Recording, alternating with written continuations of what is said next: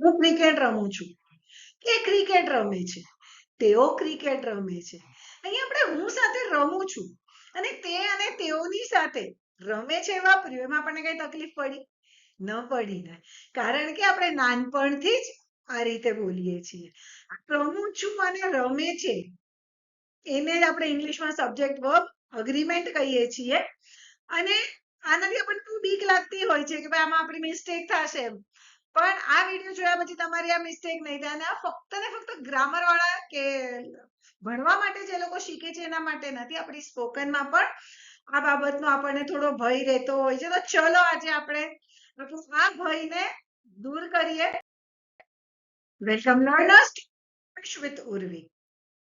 આપણે આજે તો સબ્જેક્ટ વર્બ અગ્રીમેન્ટ જોશું, પણ હું રોજે જ એક વોકેબ્યુલરીનો નાનો શોર્ટ્સ મોકલું છું, 30-40 સેકન્ડનો હોય છે, જેનાથી તમને રોજ 10 નવા શબ્દો શીખવા મળશે. તો તે જોવાનું ભૂલતા નહીં. ચલો હવે આપણે આજના વિડીયોનો કાર્યક્રમ ચાલુ કરીએ. હું ક્રિકેટ રમું છું, તે ક્રિકેટ રમે છે અને તેઓ ક્રિકેટ રમે છે. આ 3 વાક્ય છે, આપણે આગળ જોઈએ. હવે આપણે આનું ઇંગ્લિશ કરીએ. તો હું એટલે આઈ, અને ઇંગ્લિશમાં શું છે, કર્તા છે ને એના પછી ક્રિયાપદ આવે. અહીંયા શું ક્રિયા થઈ રહી છે? રમવાની. રમું છું, આઈ પ્લે ક્રિકેટ, કારણ કે હું શું રમું છું? ક્રિકેટ. એટલે જે ઓબ્જેક્ટ છે એ વર્બની પછી આવે. હું ક્રિકેટ રમું છું, આઈ પ્લે ક્રિકેટ. તે ક્રિકેટ રમે છે, તે એટલે છોકરો થયો, તે એટલે હી, રમે છે એટલે પ્લે, પણ આપણે એની પાછળ એસ લગાડવાનું છે. હી પ્લેઝ ક્રિકેટ. હવે અહીંયા આપણે એસ લગાડ્યું.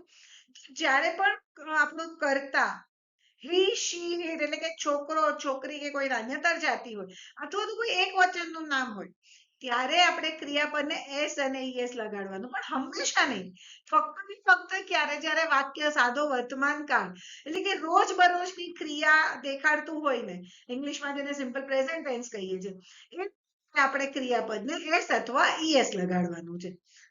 તેઓ ક્રિકેટ રમે છે, તેઓ એટલે ધે. હવે આ એક વચન છે ના, એટલે આપણે એસઈએસ લગાડવાનું નહીં. They play cricket. ઓકે, હવે હું ક્રિકેટ રમી રહ્યો છું. અહીંયા શું છે? ક્રિયા ચાલી રહી છે, રમવાની. તો આઈ એમ પ્લેઇંગ ક્રિકેટ. તે ક્રિકેટ રમી રહ્યો છે.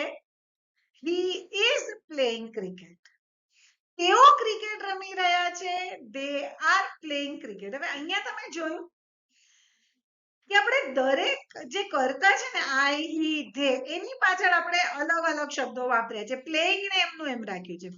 આપણે જે ગુજરાતીમાં રમતું, રમ પરથી આપણે રમી રહ્યો છે. હવે રમી બધામાં કોમન છે, પણ રહ્યો છે, રહ્યા છે, એ જે આપણે ચેન્જ કર્યું ને, કઈક વસ્તુ હોવું, એને માટે આપણે ઇંગ્લિશમાં એમ ઇઝ આર વપરાય છે વર્તમાન કાળમાં.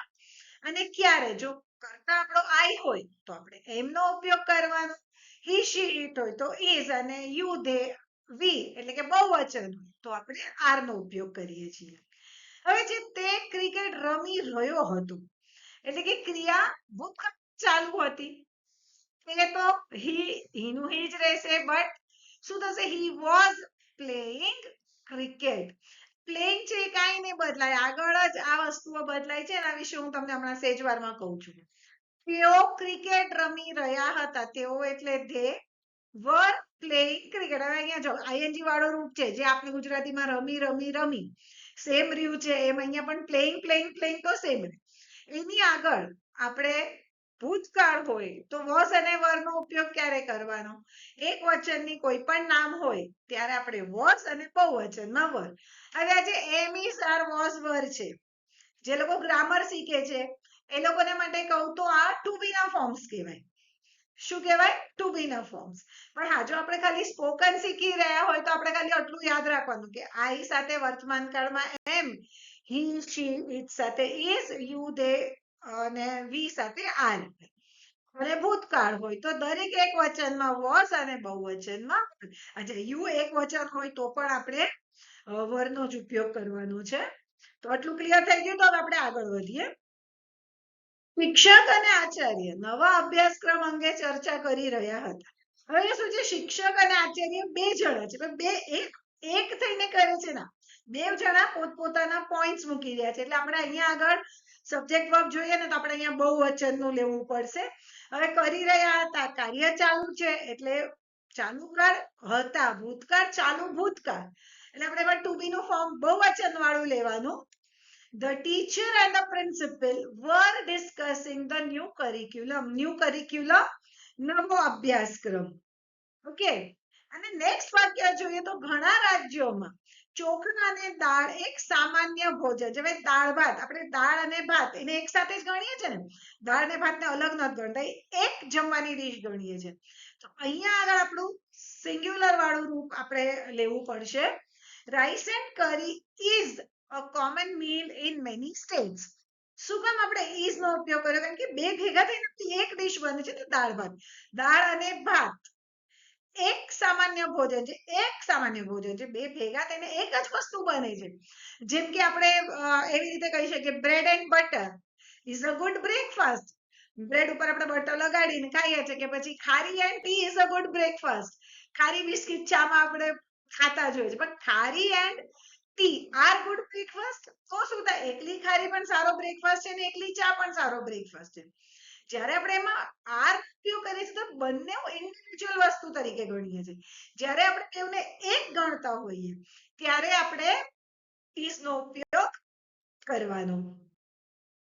આગળ જોઈએ તો રીતેશ કે આલોક બેમાંથી કોઈ સારું નથી રમતા. બંને જણા સારું નથી રમતા, એટલે બંનેમાંથી કોઈ. તો આપણે એક વચન વાપરવું કે બહુવચન વાપરશું? વિચાર કરીને કયો તમે મને. બંનેમાંથી કોઈ એટલે એકલું સારું નથી રમતું ને બે ભેગા થઈને સારું નથી રમતા. એક વચનનું ક્રિયાપદ આવે. રીતેશ કે આલોક અને નથી રમતા, નીધર નોર નો ઉપયોગ કરવાનો, કારણ કે નકારાત્મક વાક્ય છે. નીધર રીતેશ નોર આલોક પ્લેઝ વેલ. ઓકે, અને તમારે નીતેશ ઓર આલોક ડઝ નોટ પ્લે વેલ પણ કરી શકો, પણ સારું ઇંગ્લિશ આપણે તો શીખી રહ્યા છે, આપણે નીધર નોર નો ઉપયોગ કરશું. અને જો તમે એક્ઝામ રિલેટેડ તૈયારી કરતા હો તો એમાં તો તમને નીધર નોર વાળી એરર રેક્ટિફિકેશન આવે જ છે, કે એરર ગોતો. આમાં આપણને બહુવચનનું વર્બ આપ્યું હોય એટલે આપણે યાદ રાખવાનું કે આપણે અહીંયા વર્બ આપણું સિંગ્યુલર વાળું હોવું જોઈએ. દરેક વ્યક્તિ ભૂલો કરે છે. દરેક વ્યક્તિ ભૂલો કરે છે. Everyone makes mistakes. હવે ભૂલો પણ આપણું બહુવચન છે, પણ દરેક વ્યક્તિ ઇન્ડિવિડ્યુઅલ રીતે પોતપોતે, તો મેં મારી ભૂલ કરી, તમે તમારી ભૂલ કરી, બીજા કોઈ એની ભૂલ કરે, દરેક જણા પોતપોતાની રીતની ભૂલ કરતા હોય છે. એટલે આપણે અહીંયા આગળ ક્રિયાપદ જે છે તે આપણે એક વચનનું, અને વર્તમાન કાળ છે એવરીવન, એટલે આપણે જાતિ આપણને નથી ખબર પણ સિંગ્યુલર થશે. એવરીવન દરેક વ્યક્તિ, એટલે આપણે મેક જે વર્બ છે એની પાછળ એસ લગાડ્યો, MEKES મેક્સ કર્યું. તો તમને સબ્જેક્ટ વર્બના આટલા રૂલ્સ સમજાઈ ગયા, તો તમને હવે બોલવામાં જરાય તકલીફ નહીં પડે. અને આ ઉપરાંતના બીજા રૂલ્સ છે જે આપણે આગળ જઈને કવર કરશું. ત્યાં સુધી આ વિડીયોને લાઈક કરો, તમારા ફ્રેન્ડ સાથે શેર કરો, અને એમને પણ કહો આપણી ચેનલ સબસ્ક્રાઇબ કરવાનું. મળીએ તો પછી નેક્સ્ટ વીક આવા જ કોઈ ઇન્ટરેસ્ટિંગ ટોપિક સાથે. ત્યાં સુધી keep practising. Bye bye and take care.